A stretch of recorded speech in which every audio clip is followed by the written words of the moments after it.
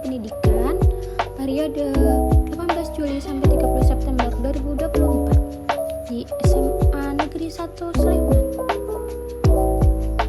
Perkenalkan, nama saya Erlina Sudani dengan NIM 029.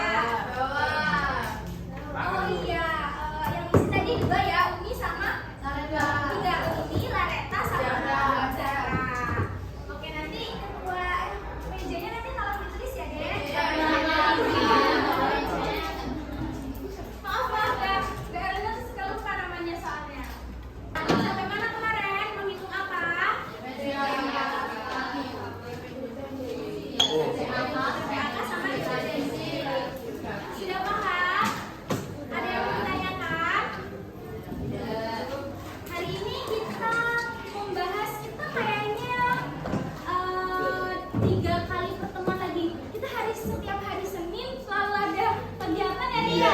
Iya. Apa namanya? Besok ada lagi besok. Iya kan? Kemarin Senin kita udah kepotong. Senin ini kita juga udah Senin besok kita kepotong lagi. Gimana tuh? Gimana tuh? Semoga aja Senin depannya enggak ya. Nanti tugas yang kemarin dikumpulkan setelah jam pelajaran. Tuh. Ada yang tahu kita hari ini akan membahas apa? Kan sudah dibagi PPT-nya. Sudah di-share kan sama teman-teman sama medianya? Sudah kan? Ngantuk ya? Kamu?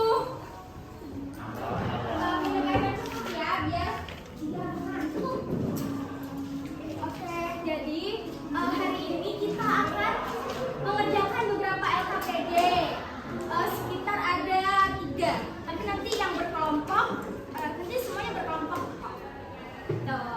Tapi sekarang Mbak minta kalian buat dibagi kelompoknya ya. Dihitung 1 sampai 6 dari ujung. Gitu, setuju atau gimana? Setuju, adil kan gitu kan? Oke. Takutnya kalau kalian minta per kelompok membentuk sendiri, takutnya ada yang satu circle, ada yang oh nggak ada circle nih. Alhamdulillah, karena kebanyakan di suatu kelas tuh ada gitu kan? Ada kan? Tapi alhamdulillah kalau di kelas ini nggak ada, keren sih, semua harus berbaur. Oke, sekarang dihitung 1 sampai 6 ya, karena kita mau dibagi menjadi 6 kelompok. Oke, 1, 2, 3, 4, 5, 1, 2, 3, 4, 5, 6. 1, 2, 3. Ini nanti ditulis anggota kelompoknya ya.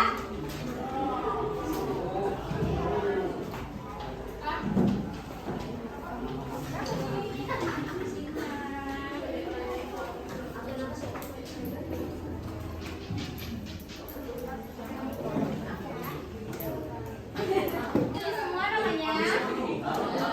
Oh iya, nanti ngerjain LKPD-nya nggak langsung ya, Dek. Nanti bertahap nih. Ada yang kesimpulan video, ada yang komponen dari macam-macam sistem UPA. Yang terakhir ada apa nih? Kuis kita hari ini. Kita main TTS ya. Tapi nanti kita bertahap aja ngerjainnya. Langkah-langkah kita buat sampai Indonesia emas 2045. Dan wajar kenapa banyak orang itu permasalahan ini, karena mereka takut masa depan mereka itu aman atau enggak. Bahkan ada survei. Sudah disimpulkan. Yang lain gimana? Sudah disimpulkan juga? Benar nih? Sebentar, temennya ada yang masih mencatat.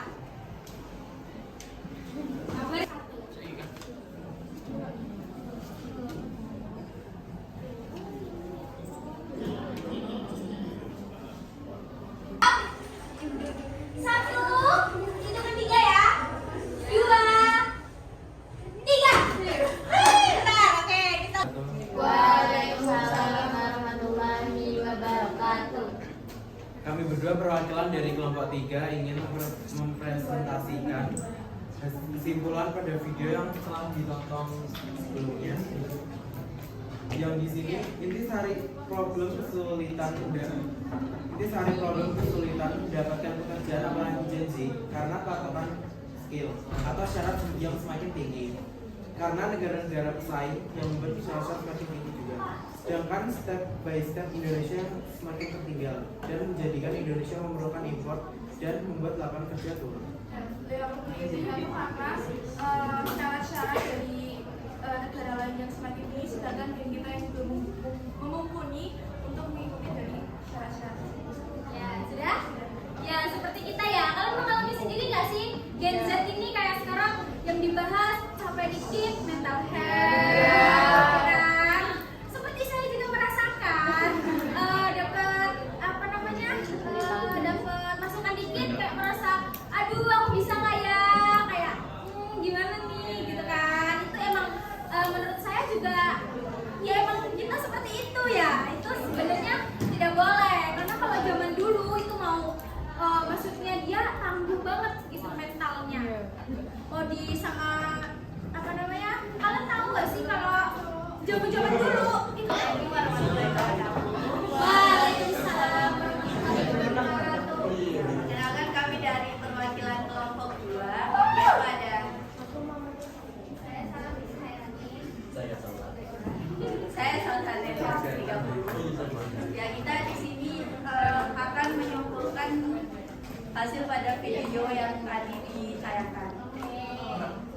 Jadi video di atas membahas mengenai masalah tingginya angka pengangguran Gen Z di Indonesia, yang dimana terdapat masalah negara, masalah edukasi, lapangan pekerjaan, dan masalah Gen Z di Indonesia.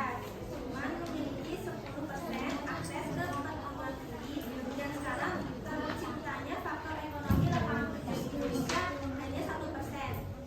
PHK juga terjadi di mana-mana. Masalah Gen Z juga kebanyakan untuk dan tidak mau diteruskan. Ya, sudah. Jadi Gen Z itu yang materi selanjutnya itu sistem upah. Jadi apa sih sistem upah itu?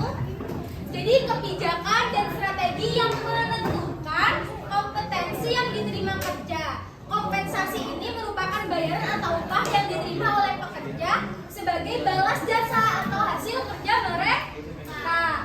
Singkatnya, sistem upah itu membahas tentang kebijakan tentang kita terkait dengan upah, terkait dengan gaji yang kita terima setelah kita menukar dengan apa? Jasa kita. Kalian kalau kerja di sini kan dibayar kan? Nah, itu kita sekarang akan membahas seputar itu. Ada pertanyaan? Iya, next ya. Di sini ada faktor yang mempengaruhi sistem upah. Ini ada 3. Yang pertama, permintaan dan penawaran tenaga kerja. Yang kedua, kesempatan pemberi kerja dan penerima kerja. Yang terakhir, ada upah minimum. Kita bahas satu persatu. Yang pertama, permintaan dan penawaran sistem upah. Di sini ada yang ingat gak sih penawaran itu apa?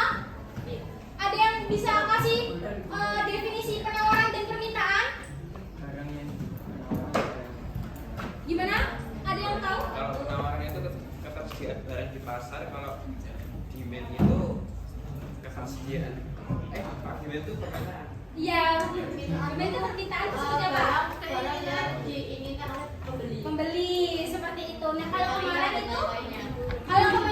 itu kita membahas tentang permintaan dan penawaran suatu barang. Kalau sekarang permintaan dan penawaran tenaga kerja. Nah, tingkat upah itu dipengaruhi oleh penawaran dan permintaan.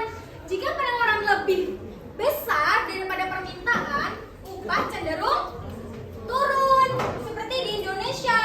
Sebaliknya, jika permintaan lebih besar, upah cenderung lebih naik seperti di negara-negara maju dengan populasi rendah. Ada yang bisa menjelaskan secara kehidupan kita?